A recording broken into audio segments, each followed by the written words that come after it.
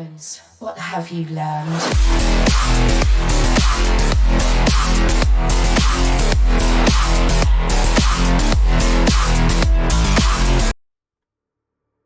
Hello everyone and welcome to the channel. Yes, it's Ironstorm here with some more gaming news for you, and as the title in the thumbnail suggests, the lines are starting to blur. We've got information about a new job role over at PlayStation. We've also got some information about the development of Gears E-Day and State of Decay 3, which all ties together in a weird and wonderful way. But before we get into all of that, if you've not been to the channel before, please hit the subscribe button and the bell to be notified of more content coming to the channel. And yeah, let's go over and have a look at all the information, especially the stuff that's driving the Sony fanboys absolutely bonkers. So here we are over on Windows Central, courtesy of Jez Corden, and we've got the screenshot of the job application for the new role at PlayStation, and it's for a senior director, multi-platform and account management.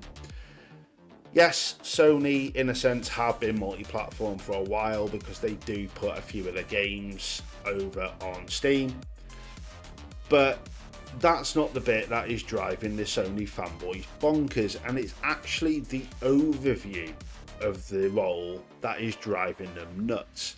And it states, reporting to the Vice President, Commercial Management, a Senior Director of Multi-Platform and Account Management, you will play a critical leadership role in shaping and executing the global commercial strategy for PlayStation Studio software titles across all digital platforms, beyond PlayStation hardware, including Steam, Epic Game Store, Xbox, Nintendo and mobile.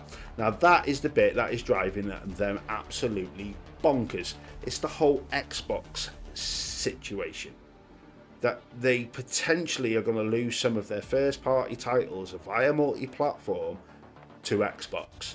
So Xbox could in theory be getting the likes of The Last of Us, God of War, Days Gone, Spider-Man. The list is massive. My personal feelings is Spider-Man will be the first one to come over, because if they time it right, if that's been in development anyway before this job role had come up as a multi-platform title, you've got the new film in development. It is currently starting to film in Glasgow in the UK. They've changed a few buildings in Glasgow. I've seen some pictures. They put American flags up. So if they time this right, they could make an absolute killing when it comes to sales, because everyone would be hyped for Spider-Man again. I think that is the way that they're probably going to go with their first title. That's my personal feelings. Everyone's going to be different, but it is driving the Sony fanboys crazy. But this is Sony trying to technically cut out the middleman. They've seen Xbox's announcement that the next gen Xbox is not going to be locked to a specific storefront, and that they're technically going to have access to the PC versions of them games through Steam on that console. So all they're doing is cutting out the middleman. They could even have potentially made a deal with Xbox on how much revenue they get for sticking it up on the Xbox store. Who knows? But that is the way the industry is going forward. It is literally stagnant, the industry, and I think this is the way forward. It gives all of these developers and their labour of love the opportunity to flourish. Every gamer gets to play it. It's not like it used to be, where if you had disposable income you could go and buy the second console to play these games. I stopped playing PlayStation games back on the PS2 because most of the games I was playing at the time were multi-platform, and nobody complained back then. And the exclusives, it was one of them. It was a pick and choose scenario. It wasn't one of these where I'd absolutely suffer FOMO and have to go and spend money on another console, because I got to that point. I'd done it with my PC gaming, where I was spending silly money on building a new rig to play the latest and greatest games that were coming out, and I stuck to one platform, and for me that was Xbox. No disrespect to the PlayStation side of the fence, each to their own. But this, personally, to me, is the way forward. And obviously, Microsoft have shown how much money they can make with going multi-platform with Forza Horizon on PlayStation. They made an absolute bucket load of money selling it on that console. So Sony are literally just going, if you can't beat them, join them. And I can't wait to see what this actually brings. I'm looking forward to a few of them games coming over to Xbox. I haven't got the money to go and buy another console and start from scratch. It'd be nice, it'd be even better if they decided to throw Xbox achievements at it as well. Oh my dear lord, they would be loved. These games would be, it would be like re-releasing them to a completely fresh audience, and that is the best part about going multi-platform. On multi-platform front, which ties in quite nicely to the other bit of information, which is the whole Gears of War E-Day and State of Decay 3, and this is over on Game Ranks, and they're both coming to PlayStation. They're not coming to last gen. It is obviously stated here they are coming to PlayStation 5, and obviously Gears E-Day and State of Decay are not going to be, as far as I'm aware, not going to be on the last gen, obviously the Xbox One and PlayStation 4 and all of that lovely stuff. They are going to be proper next gen titles, so you will have to obviously buy an Xbox to play them if you want them on Game Pass. But they are now stating that these games are both in development for the PlayStation 5, which makes complete sense to me, because obviously this has come from a job resume, and it states that these are the platforms these games are being developed for, from a person that obviously is working on these games. State of Decay 3 makes sense.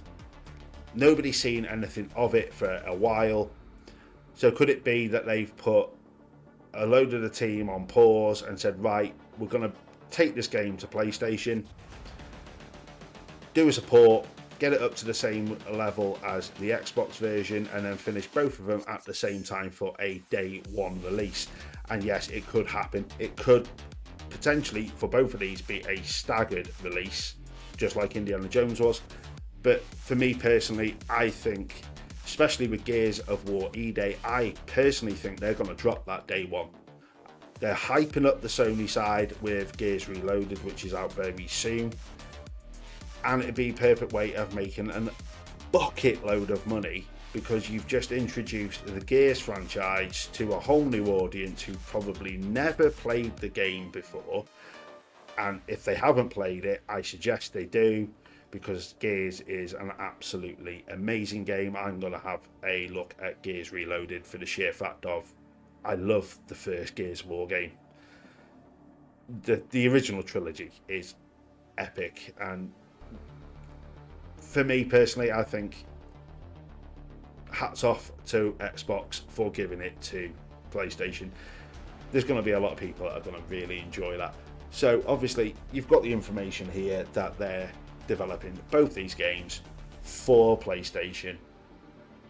But the question will be, are they going to be day one releases for PlayStation 5? Who knows? It could potentially happen. Me personally, I think it will. I think it's the way forward for the industry. The industry is stagnant, it's not grown. Exclusives, yes, in a way they do sell plastic, but it's about the games and how many people are interacting with them games. So for me, I think this is the way forward, and it's nice to see Sony have decided to take their foot out of their mouth, and they are now jumping on the same bandwagon as Xbox, because everyone is going to reap the rewards of this multi-platform generation. And I really cannot wait to see where it goes. And as usual, I would like to know your thoughts and your feelings with regards to whatever I talk about in my videos. So the questions I've got for you guys is, do you think Gears of War and State of Decay 3 are going to be day one releases on PlayStation 5? And also, what games do you think PlayStation are going to send over with this new multi-platform strategy that they are now adopting? please let me know in the comments below. If you have enjoyed this video, please give it a massive thumbs up. It just shows me that you have enjoyed the content. I'd like to thank all of my subscribers so far. The channel's growing slowly, but it's growing, and I am absolutely humbled that people have got faith in me. I never thought I'd be able to do this, but thank you very, very much indeed. So on that note, I'm gonna let you weather the storm. Keep an eye out on the channel for the earbud reviews that I will be doing when I get a spare 15-20 minutes to try and do it. But keep an eye on the channel, so weather that storm, and I'll see you all on the next one. Humans, what have you learned?